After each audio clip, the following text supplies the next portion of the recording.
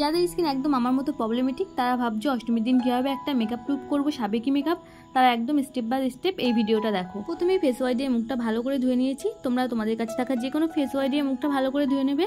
দেন একটা এখানে toner use করছি, আমি এখানে কিউকাম্বার টোনার ইউজ করছি। তোমরা তোমাদের কাছে থাকা যে কোনো টোনার ইউজ করতে পারো। আমি কিন্তু সপ্তাহে 2-3 দিন মতো মেকআপ করেই থাকি, আমার মুখের তেমন কোনো ক্ষতি হয় না, কিন্তু এই কদিন আমার স্কিনটা একদম কেয়ার করা হয়নি, ওই জন্য মুখে একটু দাগ বেরিয়ে গেছে। তো এরকম ধরনের প্রবলেমে যখন পড়বে তোমরা স্কিন কেয়ারটা একটু ভালো করে নেবে মেকআপ করার আগে, তাহলে দেখবে তোমাদের স্কিনের কোনো ক্ষতি হবে না আর মেকআপটাও হবে অনেকটাই লং লাস্টিং। তো আমি এখানে একটা মিনিমালিস্টের সিরাম ইউজ করে নিচ্ছি। তোমরা যদি সিরাম ইউজ না করো বা তোমাদের কাছে যদি সিরামটা না থাকে তাহলে তোমরা এটা স্কিপ করতে পারো। দেন আমি একটা মিনিমালিস্টের ময়শ্চারাইজার ইউজ করে নিয়েছি। দেখো তোমাদের কিন্তু এখানে সানস্ক্রিনটাও অবশ্যই ইউজ করতে হবে, যেহেতু অষ্টমীর দিন সকালের মেকআপ হচ্ছে এটা, আর সানট্যান পড়ার ভয়টা একটু বেশিই থাকে, সেজন্য তোমাদের সানস্ক্রিনটা একদমই স্কিপ করলে চলবে না। মুখে, কানে এবং গলায় আমি একটু বেশি করে সানস্ক্রিন ইউজ করে নিয়েছি, যেহেতু বললাম এই সানট্যান পড়ার ভয়টা থেকেই যায় ওই জন্য। তোমরা এখানে হাতেও কিন্তু সানস্ক্রিনটা ইউজ করতে পারো, খুব ভালো হয় তাতে। তো আমি এখানে বায়োটিকের সানস্ক্রিনটা ইউজ করেছি, তোমরা তোমাদের কাছে থাকা যে কোনো একটা সানস্ক্রিন ইউজ করতে পারো। আর তারপরে আমি এখানে লাগিয়ে নিচ্ছি একটা প্রাইমার। এটা সুইস বিউটির একটি প্রাইমার, খুব ভালো একটা primer, real makeup base primer. এটা হাইলাইটিং এবং প্রাইমার দুটোই কাজ করে। তোমরা কিন্তু এটা মানে একটা কিনে নিতে পারো, এটা খুব কাজে লাগে যখন এমনি টাইম আমরা একদম নো মেকআপ টাইপের মেকআপ লুক চাই। এটা ইউজ করে এর উপরে ব্লাশ, একটু লিপস্টিক, কাজল পরে আমরা কিন্তু কোথাও বেরিয়ে যেতে পারি। তো এটা খুব ভালো একটা প্রোডাক্ট, তোমরা কিনে নিতে পারো। যাদের স্কিনে এরকম র্যাশ, ব্রণ, দাগ ছোপে ভর্তি হয়ে গেছে তারা কিন্তু এই যে কালার কারেক্টিংটা অবশ্যই করবে, এটা স্কিপ করবে না। আর যাদের মুখে এরকম ধরনের র্যাশ, ব্রণ নেই, দাগ নেই, তারা এটা স্কিপ করতেই পারো। তোমরা এখানে এটা হাত দিয়েও ব্লেন্ড করতে পারো। আমি এখানে একটা ড্যাম বিউটি ব্লেন্ডার নিয়ে সবকিছুকে ব্লেন্ড করে নিচ্ছি। দেন আমি এখানে আজকে দুটো ফাউন্ডেশন ইউজ করছি, একটু ভালো মানের ফাউন্ডেশন দুটোই, একটা পিএসসি ফাউন্ডেশন আর একটা মেবলিন ফিট মির ফাউন্ডেশন।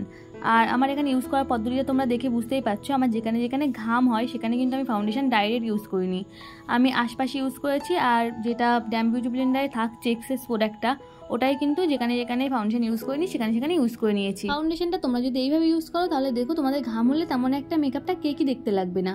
দেন আমি এখানে একটা ক্রিম কন্ট্রোল করে নিচ্ছি, আজ কোনো পাউডারি কন্ট্রোল করবো না, ওই জন্য ক্রিম কন্ট্রোলটাই করে নিচ্ছি। এখন টুকিটাকি কম বেশি সবাই আমরা মেকআপ করতে পারি, তবুও আমি যেভাবে মেকআপটা করছি তোমরা যদি এইভাবে স্টেপ বাই স্টেপ মেকআপটা করো তোমাদের মেকআপ হবে অনেকটা লং লাস্টিং এবং ওয়াটারপ্রুফ।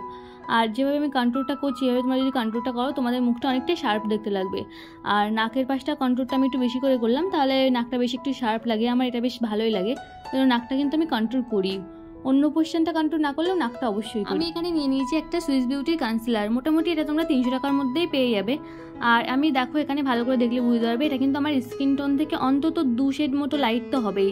তোমরা যখন কনসিলারটা লাগাবে তোমাদের হাইলাইটিং জোনে তখন কিন্তু এরকম তোমাদের স্কিন টোন থেকে একটু লাইটার শেড নিয়েই লাগাবে। অনেকেই আছো যে কিরকম শেডের কনসিলার ইউজ করবো বুঝতে পারছো না, তারা কিন্তু এরকম তোমাদের স্কিন টোন থেকে 1 কি 2 শেড মতো লাইটার শেড নিয়ে নেবে। এখানে ইউজ করে নিচ্ছি রিকোডের একটা ক্রিম ব্লাশ, তোমরা মোটামুটি এটা 500 টাকার মধ্যে পেয়ে যাবে, এটা কিন্তু খুব ভালো। তারপরে আমি এখানে করে নিচ্ছি আমার আইব্রোটা, প্রথমে কম করে নিয়েছি, দেন আমি একদম মিডিল পজিশন থেকে ধরেছি, ধরে আউটার কর্নারের দিকে যাচ্ছি। আর পরে যে এক্সেস প্রোডাক্টটা ব্রাশে লেগে থাকবে ওটা দিয়ে আমি ইনার কর্নারটা করে নেবো। এইভাবে আইব্রোটা করলে কিন্তু একদম আর্টিফিশিয়াল লাগে না, একদম ন্যাচারাল দেখতে লাগে। এবার আমি করে নেবো আমার আই মেকআপটা, ওই জন্য চোখের নিচটাতে ভালো করে পাউডার দিয়ে নিচ্ছি। তোমরাও এইভাবে পাউডার দিয়ে নেবে, তাহলে তোমাদের চোখের নিচে যদি কোনো শ্যাডো পড়ে যায় তাহলে পরে সেটা ঝেড়ে নিলে উঠে যাবে। আর যেখানে যেখানে তোমাদের একটু বেশি ঘাম হয়, যেমন আমি যেভাবে দিচ্ছি এইভাবে যদি তোমরা পাউডারটা দাও তোমাদের এই ঘামটা অতটা হবে না, হবে কিন্তু একটু কম হবে। আমার কিন্তু মাউথ এরিয়ায় একটু বেশি ঘাম হয়, ওই জন্য দেখতেই পাচ্ছি একটু বেশি বেশি করে চেপে চেপে পাউডারটা দিচ্ছি। তোমরাও এইভাবে পাউডারটা দিও, যাদের একটু বেশি ঘাম হয় তাহলে দেখবে ঘামটা একটু কম হবে। টানা কাজলের সাথে আই মেকআপটা একটু নিউডের মধ্যে রেখেছি আর লিপসটা একদম রেড কালারের করেছি।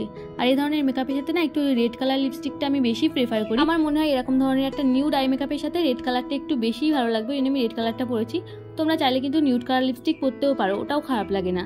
আর আমার আই মেকআপ, হেয়ার স্টাইলের ভিডিও আমি সব শর্টসে দেবো, তোমরা ওখান থেকে দেখে নিও।